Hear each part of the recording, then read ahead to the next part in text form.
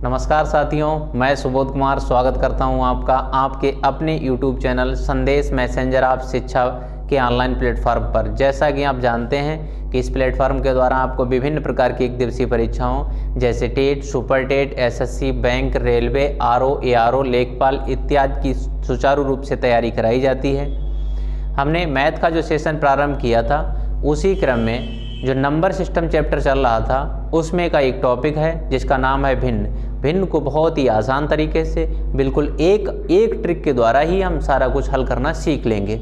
आइए देखते हैं इस चैप्टर के बारे में। ये जो चैप्टर स्टार्ट हो रहा है भिन्न, तो देखिए भिन्नों के बारे में कुछ महत्वपूर्ण बातें हैं जिनको जान लेना बेहद आवश्यक है। जैसे अगर लिखा हुआ है ए बटा बी जो लिखा हुआ है इसमें आपको पता होना चाहिए कि कौन सा अंश होता है और कौन सा हर होता है। तो ए जो होता है इसको अंश कहेंगे और बी को हर कहा जाएगा। अंश को न्यूमरेटर कहते हैं, न्यूमरेटर कहा जाता है, और हर को डिनोमिनेटर कहा जाता है। तो न्यूमरेटर और डिनोमिनेटर में जो अंश होता है वो ऊपर रखा जाता है और हर को नीचे रखा जाता है। यहाँ से कुछ बातें और भी निकल कर आती हैं जिनको बेहद ज़्यादा जान लेना ज़रूरी है। वो कौन सी होती हैं? जैसे कभी भी किसी भिन्न में आपको a बटे b बटे c लिखा मिल जाए तो इसमें c कहाँ चला जाएगा? a के पास चला जाएगा। किस प्रकार से? तो देखिए जब कभी हम लिखेंगे इसको तो ac बटे b लिखेंगे। किस तरीके से भाई? देखिए जैसे हमने लिख दिया होता कि 1 बटे 2 बटे 3 लिख दिया होता तो 3 कहाँ चला जाता? 1 के पास। तो अर्थात इसको कह सकते हम कि 3 गुणा 1 बटे 2 अर्थात 3 बटे 2 कह सकते हैं इसको। इतनी बात आपको समझ में आई। सेकेंड देखिएगा, अगला क्या है?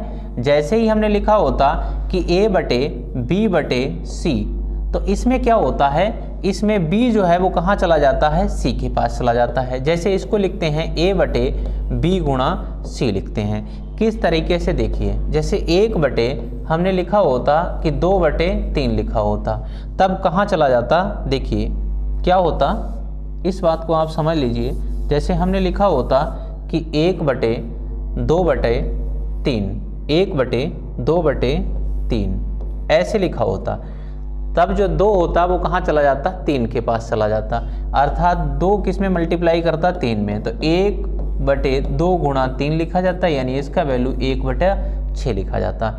ये 2 बातें आपको समझ में आई। देखिए आगे देखिएगा, एक बात और समझ लेना बेहद ज़रूरी है यहीं पर, और वो क्या है?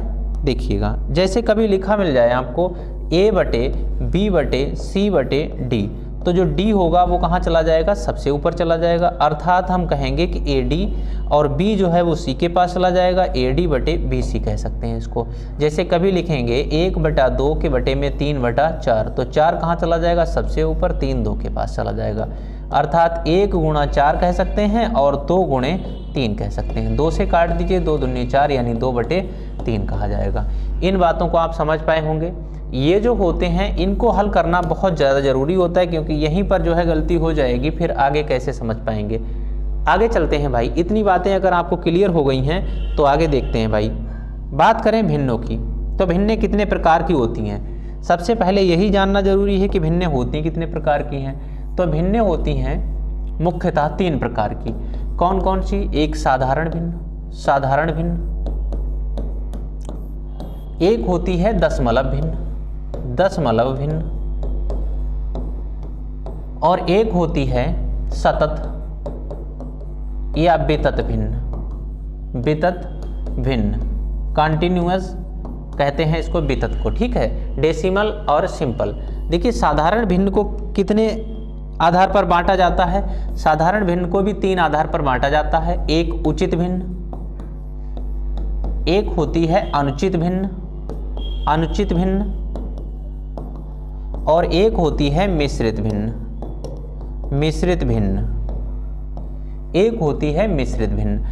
उचित भिन्न को कहते हैं प्रॉपर फ्रैक्शन और इसको कहते हैं इम्प्रॉपर और इसको कहते हैं मिक्स्ड। ठीक है। ये डेसिमल भिन्न होती है, यानी डेसिमल फ्रैक्शन होता है। इसमें क्या होता है, जैसे 0.3 लिखा हुआ है, इसको लिखते हैं हम 3/10। तो इस तरीके से लिखा होता है। सतत या वितत भिन्न में जैसे a प्लस बी, ए सही, a प्लस बी बटे सी प्लस डी बटा ई, इस तरीके से जो लिखी होती हैं उनको क्या कहा जाता है, सतत या वितत भिन्न कहा जाता है। इनको क्या कहा जाता है, सतत या वितत भिन्न के नाम से जाना जाता है। तो समझ में आया होगा कि भिन्नें कितने प्रकार की होती हैं, साधारण, दशमलव और सतत या वितत। साधारण भिन्न को 3 आधार पर बांटा जाता है, उचित, अनुचित और मिश्रित भिन्न। दशमलव भिन्न में इस तरीके से लिखी होती हैं कि 0.3 लिखा हुआ है और उसमें 3/10 लिख सकते हैं इसको। और सतत या वितत भिन्न को इस तरीके से लिखा जा सकता है कि a प्लस बी बटा सी प्लस डी बटा ई, इस तरीके से लिखा जा सकता है। चलिए भाई देखते हैं साधारण भिन्नों के बारे में, इन्हीं के बारे में आपको पढ़ना है। जैसे आगे देख लीजिए भाई, उचित भिन्न किसे कहा जाता है, प्रॉपर भिन्न किसे, फ्रैक्शन किसे कहा जाता है वो देख लीजिए आप। उचित भिन्न उन भिन्नों को कहा जाता है जिसमें अंश का मान छोटा होना चाहिए और हर का मान बड़ा होना चाहिए। अंश छोटा होता है और हर बड़ा होता है, किस भिन्न में, उचित भिन्न में। देखिए भाई, जैसे लिखा हुआ है 1/2, 1/5, 1/6, या हम कह दें कि 2/3, इस तरीके की जो भिन्नें होती हैं वो कैसी होती हैं, उचित भिन्नें होती हैं। जैसे और भी ले सकते हैं 11/13, हाँ 117/123, इस तरह की जो भिन्नें होती हैं वो कैसी होती हैं, उचित भिन्नें। याद रखो भाई, जैसे इसको करते हैं तो क्या करेंगे, 0.50, इसी प्रकार इसको करेंगे तो काट के देख लीजिए आप, दशमलव बढ़ाइए तो 5 दूनी 10, यानी कितना आ जाएगा, 0.20 आ जाएगा। तो इसको क्या कहेंगे कि इनके जो मान आते हैं, यानी इनकी जो वैल्यू आती है काटने के बाद, वो मान हमेशा जो हैं वो 1 से छोटे होंगे, मान हमेशा 1 से छोटा होगा इसका। उचित भिन्नों में जो वैल्यू आएगा काटने के बाद, वो वैल्यू हमेशा के लिए 1 से छोटा होगा। अनुचित भिन्न किसे कहते हैं, ऐसी भिन्नें जिनमें अंश बड़ा होता है और हर छोटा होता है, अंश बड़ा होता है और हर छोटा होता है, ऐसी भिन्नों को क्या कहा जाता है, अनुचित भिन्न कहा जाता है। जैसे आप देख लीजिए, जैसे लिखा हुआ है 3/2, 5/2, 11/5 और 117/111, इस तरीके की जो भिन्नें होती हैं इनको क्या कहते हैं, अनुचित भिन्न कहा जाता है। इसमें जो काटने पर मान आता है, जैसे इसको ही काट लो 1.5 आएगा, तो आप क्या कह सकते हैं कि इनके जो मान आते हैं, यानी जो वैल्यू आते हैं, वो वैल्यू सदैव जो होते हैं वो 1 से बड़े होते हैं, 1 से अधिक होता है। इनका काटने के बाद जो मान आता है वो मान सदैव के लिए 1 से अधिक होता है। इतनी बात समझ में आई। मिश्रित भिन्न में आगे कोई पूर्णांक लिखा होता है और पीछे जो लिखी होती है वो उचित भिन्न लिखी होती है। ऐसी भिन्न जिसमें आगे पूर्णांक लिखा हो और पीछे उचित भिन्न लिखी हो तो वो क्या कही जाएगी, मिश्रित भिन्न कही जाएगी। जैसे 3 सही 1/2 लिखा हुआ है, तो 3 जो है वो पूर्णांक है और 1/2 क्या लिखा हुआ है, उचित भिन्न लिखी हुई है। जैसे 5 सही 11/17 लिखा हुआ है, ये भी कैसी हो जाएगी, मिश्रित भिन्न हो जाएगी, क्योंकि इसमें 5 पूर्णांक हो जाएगा, 11/17 क्या हो जाएगा, उचित भिन्न। लेकिन अगर आपने ऐसा लिख दिया होता 9 सही 17/11, तो ये भिन्न मिश्रित भिन्न में नहीं आएगी, क्योंकि इसमें इसके पीछे जो लिखी हुई है वो अनुचित भिन्न लिखी हुई है।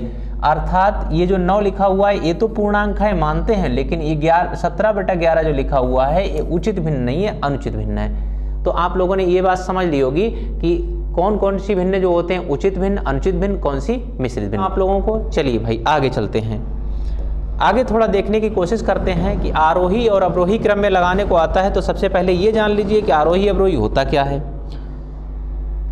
तो आरोही किसे कहते हैं, आरोही का मतलब होता है बढ़ता हुआ, बढ़ता हुआ, आरोही का मतलब होता है बढ़ता हुआ,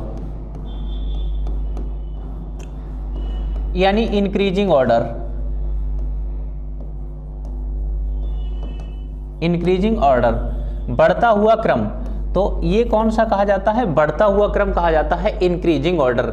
जैसे जब संख्याओं को लिखा जाता है तो जैसे 1 3 5 7 डैश डैश डैश, ये इंक्रीजिंग ऑर्डर में लिखा हुआ है, यानी इसमें बढ़ती जा रही हैं संख्याएं। इसमें क्या होता है, अवरोही में घटता क्रम होता है, घटता क्रम होता है।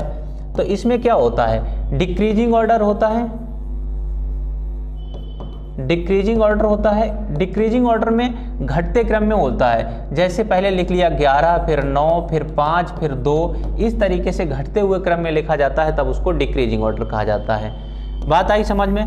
क्योंकि इसमें सबसे पहले तो यही पूछा जाता है कि इनको जो भिन्नें दे रखी हैं इनको बढ़ते क्रम में यानी इंक्रीजिंग ऑर्डर में लगाइए, आरोही क्रम में या अवरोही क्रम में लगाइए, ऐसा भी पूछा जा सकता है। हाँ, अब भिन्नों की तरफ चलते हैं भाई। भिन्ने किस तरीके से प्रश्न जो है बनते हैं इनसे वो देख लेंगे। एक बनता है जब अंश बराबर हों और एक बनता है जब हर बराबर हों। जब अंश बराबर होगा तब उनको सॉल्व कैसे करेंगे? हर अलग अलग हो लेकिन अंश कैसा हो? बराबर हो। जैसे लिख दिया जाए 2/15, 2/5, 2/10, 2/11, 2/23, ऐसे लिख दिया जाए और पूछा जाए इनमें कौन सी भिन्न बड़ी है और कौन सी भिन्न छोटी है। तो याद रखो भाई, जब अंश बराबर होगा तो याद करना है कि जिस भिन्न का हर जो है वो सबसे छोटा हो वो भिन्न कैसी होगी? बड़ी होगी।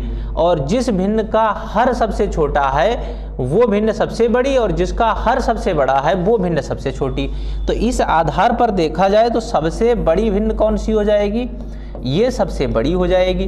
बड़ी क्यों हो जाएगी? क्योंकि इसका हर सबसे छोटा है। क्योंकि इसका हर सबसे छोटा है, इसका हर सबसे छोटा है, सबसे छोटा, ये सबसे बड़ी भिन्न हो जाएगी। और सबसे छोटी भिन्न पूछी जाए तब कौन सी हो जाएगी? 2/23, सबसे छोटी भिन्न हो जाएगी, सबसे छोटी भिन्न हो जाएगी। तो समझ में आया कि सबसे छोटी सबसे बड़ी कैसे पता करेंगे? तो जिन भिन्नों में अंश बराबर होगा उनमें हर देख लेंगे, हर सबसे छोटा जिसका होगा वो भिन्न सबसे बड़ी और जिसका हर सबसे बड़ा होगा वो भिन्न सबसे छोटी होगी। जब हर बराबर हो, हर बराबर होने का मतलब ये है कि जैसे 5/2 लिखा, 11/2 लिखा, 9/2 लिखा और 23/2 लिखा, इनके सबके हर बराबर हैं। ऐसी कंडीशन में क्या होता है? ऐसी कंडीशन में करना ये है कि जिसका हर सबसे बड़ा है, जिसका अंश सबसे बड़ा है वो भिन्न भी सबसे बड़ी होगी और जिसका अंश छोटा है वो भिन्न भी सबसे छोटी होगी। जैसे 5/2 सबसे छोटी हो जाएगी, 23/2 सबसे बड़ी हो जाएगी। ये दो कंडीशंस होती हैं जो अलग अलग तरीके से आपको याद रखनी है, क्योंकि कभी कभी इसी तरीके से बिल्कुल आसान सवाल दे देता है ना। आगे चलते हैं भाई, आगे चलिएगा। जब अंश और हर अलग अलग हो, जब अंश और हर अलग अलग होता है तब कैसे सॉल्व करते हैं? जैसे ये लिखा हुआ है कि 5/6, हाँ 7/8 और 11/12 और 15/16। इसमें दो बातें हो सकती हैं, एक तो इनमें अंतर समान हो सकता है और अंतर समान नहीं भी हो सकता है। तो यहाँ तो चूंकि अंतर समान है लेकिन आपको एक ही तरीका याद रखना है, वो सब में लगा देना है। यहाँ अंतर कितने का है? 1 का। 7 और 1 कितना होता है? 8। और यहाँ पर 11 और 1 12 और 15 और 1 16। तो क्या करेंगे? लगाएंगे अंश बटा अंतर, यही लगाना है सब में, अंश बटा अंतर। इस बात को हमेशा लगाना है लेकिन ये लगेगा केवल उचित भिन्नों में। जब उचित भिन्नें दे रखी होंगी तब इस फॉर्मूले को यूज करेंगे, या ऐसा हम लगा सकते हैं कि अंश बटा अंतर। तो इस आधार पर देखेंगे तो बताओ भाई, अंश कितना है? 5 है। अंतर कितना है? 1 का। ये 7 है अंश, इसमें अंतर कितने का? 1 का। 11 अंश है और अंतर कितने का है? 1 का। 15 अंश है, अंतर कितने का है? 1 का। अब तो आपको सिखाया जा चुका है कि जिसके हर बराबर होते हैं उस भिन्न में क्या होता है, उस भिन्न में जो भिन्न सबसे बड़ी होती है उसको बड़ा कहेंगे, जो छोटी होती है उसको छोटा कहेंगे। तो इस आधार पर सबसे बड़ी भिन्न कौन सी हो जाएगी? सबसे बड़ी भिन्न हो जाएगी 15/1, जो किसके लिए आया है? 15/16 के लिए आया है। सबसे छोटी भिन्न बताइए कौन सी हो जाएगी? तो सबसे छोटा अंक कौन सा लिखा हुआ है हर में? 5/1 लिखा हुआ है, तो ये सबसे छोटी भिन्न, और सबसे छोटी भिन्न किसके लिए आई है? 5/6 के लिए। तो ये भिन्न सबसे छोटी हो जाएगी और ये वाली सबसे बड़ी। अगर छोटे से बड़े की तरफ यानी आरोही क्रम में लगाना है तो कैसे लगा देंगे? इनको बढ़ते क्रम में, अवरोही लगाना है तो घटते हुए क्रम में लगा देंगे। बात आ रही है समझ में आप लोगों को? देखिए भाई, इस तरीके से आसान तरीके से करना है आपको। चलिए एक सवाल और बोल देते हैं आपके लिए, हम एक सवाल और लगा के देख लीजिए आप। जैसे हमने लिख दिया होता कि 11 बटे 13, 9 बटे 11, 5 बटा 7 और 23 बटा 25। इसमें बताना था कि सबसे छोटी भिन्न कौन सी होगी। सबसे छोटी भिन्न बता दीजिए कौन सी होगी, तब आप आसान भाषा में बता सकते हैं कि बिल्कुल आराम से कि इनमें अंतर कितने का है। तो 2 का अंतर है, 9 और 2 11, 5 और 2 7, 23 और 2 25। तो आप कहेंगे इसको लिखेंगे 11 बटा 2, इसको लिखेंगे 9 बटे 2 और इसको लिखेंगे 5 बटे 2 और इसको लिखेंगे 23 बटे 2। अब तो आपको पता चल चुका होगा कि जिसके हर बराबर होते हैं उस भिन्न में अंश देखते हैं, अंश जिसका छोटा होगा वो भिन्न ही छोटी होगी। तो हम कह सकते हैं कि इसमें सबसे छोटी भिन्न कौन सी होगी, 5 बटे 2 होगी। सबसे छोटी भिन्न होगी 5 बटे 2। इस बात को आप लोग समझ पाए कि सबसे छोटी भिन्न और सबसे बड़ी भिन्न कैसे निकालेंगे, जब अंतर बराबर होता है। देखिए अंतर बराबर नहीं भी होता है तब भी वही लगाएंगे, तरीका नहीं बदलेंगे, तरीका वही रखेंगे पुराना वाला ही। जैसे ये लिखा हुआ है कि 73 बटे 78 और लिखा हुआ है 65 बटे 68 और लिखा हुआ है 79 बटे 83 और लिखा हुआ है 89/91। इसमें बड़ी भिन्न बतानी है कि सबसे बड़ी भिन्न कौन सी होगी।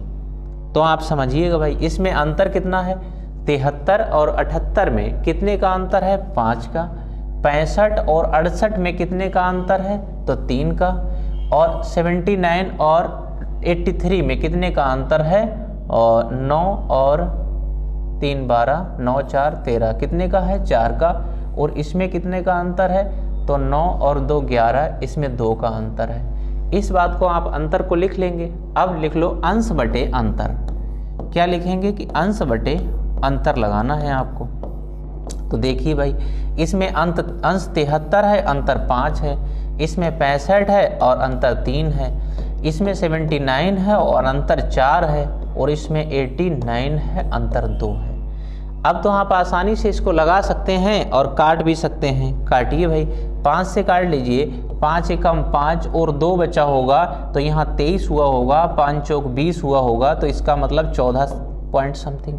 इसका काटिए भाई, 3 से काटिए कि 3 दूनी 6 होगा और 3 एकम 3 आएगा, 21 दशमलव कुछ आएगा। 4 से काटिए, 4 एकम 4, 3 7 होगा, 39 4 नेम 36 होगा, यानी 19 पॉइंट कुछ आएगा। और इसका आएगा 2 चौक 8 और 2 चौक 8 44 दशमलव समथिंग आएगा। तो आप कैसे बता सकते हैं कि इसमें छोटी भिन्न कौन सी है और बड़ी भिन्न, चूँकि इसमें बड़ी भिन्न पूछी गई है। तो देखो 14, 21, 19 और 44, सबसे बड़ा कौन सा है, 44 है। कौन सा बड़ा है, 44 है। तो 44 किसके लिए आया है, 44 आया है 89/91 के लिए। तो आप कह सकते हैं कि ये भिन्न सबसे बड़ी हो जाएगी। बता दो भाई सबसे छोटी भिन्न कौन सी होगी, बताएंगे सबसे छोटी भिन्न कौन सी होगी। इनमें सबसे छोटा अंक देख लीजिए, 14 और 21 और 19 में सबसे छोटा कौन सा है, 14। 14 किसके लिए आया है, 73/78 के लिए आया है। इस बात को आप लोग क्लियर कर पाए कि सबसे छोटी भिन्न और सबसे बड़ी भिन्न किस आधार पर छांटेंगे।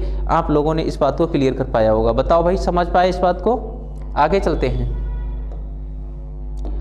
आगे चलते हैं। आप देख लीजिए एक सवाल ये देख लीजिए, इसमें क्या दे रखा है बताइए भाई। ये दे रखा है 123/125, 149/159 और 121/126 और 129/133 दे रखा है। अब बताना है इसमें सबसे बड़ी भिन्न सबसे छोटी, यानी आरोही क्रम में बता देना है कि बढ़ते हुए क्रम में क्या होगी, इनकी जो है क्रम क्या रहेगा। तो देखिए इसमें क्या कर सकते हैं, अंतर कितने का है, तो 23 और 2 25 होते हैं। 49 और 10 का अंतर है। यहाँ 21 और 5 26 होते हैं। और यहाँ 9 और कितना, 9 1 10, 9 4 13 कितने का अंतर है, 4 का अंतर है।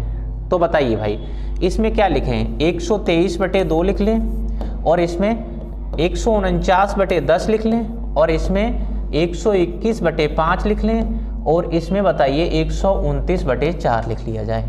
तो अब तो आसान हो गया काटना। कैसे भाई, देखिए 2 से काट लेंगे, 2 से काटेंगे, 2 छंगे 12 और 2 एकम 2, 61 पॉइंट समथिंग आएगा। तो 0 से काटेंगे तो जब 0 हटाते हैं तो जितना 0 हटाते हैं पीछे से उतने ही अंकों के आगे दशमलव लगा देते हैं। तो 1 0 हटाया तो 1 अंक से पहले दशमलव लगा दिया, तो 14 पॉइंट समथिंग आया है भाई। और देख लीजिए 5 से काटिए, 5 दूनी 10, 2 बचेगा, 21 होगा, 5 दूनी 10, 5 चौक 20, यानी 24 दशमलव समथिंग आएगा। और 4 से काट लीजिए, 4 तियाँ 12 हो जाएगा और 4 दूनी 8, यानी 32 दशमलव समथिंग आएगा। तो अब बता दो भाई, इसमें आरोही क्रम में लगाना है तो सबसे छोटा उससे बड़ा उससे बड़ा, यानी बढ़ते हुए क्रम में लगाना है। तो सबसे छोटा वैल्यू इसमें कौन सा है? तो आप कहेंगे सबसे छोटा जो है 14.9 है, तो सबसे छोटी भिन्न कौन सी हो जाएगी? सबसे 149/159। इससे बड़ी भिन्न कौन सी हो जाएगी? इससे बड़ी भिन्न होगी 14 से बड़ा अंक कौन सा है? तो 14 से बड़ा 24 है। 14 से बड़ा कौन सा है? 24 है। तो आप बता दीजिए 14 से बड़ा 24 का मतलब 121/126। इससे बड़ा मान कौन सा होगा? तो इससे बड़ा मान होगा 32। 32 और 61 बचा हुआ है, तो इससे बड़ा मान 32 होगा। 32 किसके लिए आया है? तो बता दो भाई 129/133। इससे बड़ा मान और सबसे बड़ा मान, सबसे बड़ा मान इनमें कौन सा है? 61 है। तो आप बता देंगे कि 123/133 सबसे बड़ा मान होगा। तो अब तो आप उम्मीद करते हैं ये भिन्ने लगा पाएंगे। हमने बहुत आसान भाषा में बता दिया कि भिन्नों को कैसे हल किया जाएगा। आज का टॉपिक यहीं तक। और अगर आपको हमारा वीडियो अच्छा लगता हो तो लाइक करें, सब्सक्राइब करें, शेयर करें और इस परिवार को और आगे बढ़ाएं। और आप लोग कमेंट जरूर किया करिए, क्योंकि कमेंट से ये पता चलता है कि हम जो कर रहे हैं वो बेहतर परफॉर्मेंस है और कितना बेहतर परफॉर्मेंस है। इससे एक नई ऊर्जा का संचार होता है। धन्यवाद।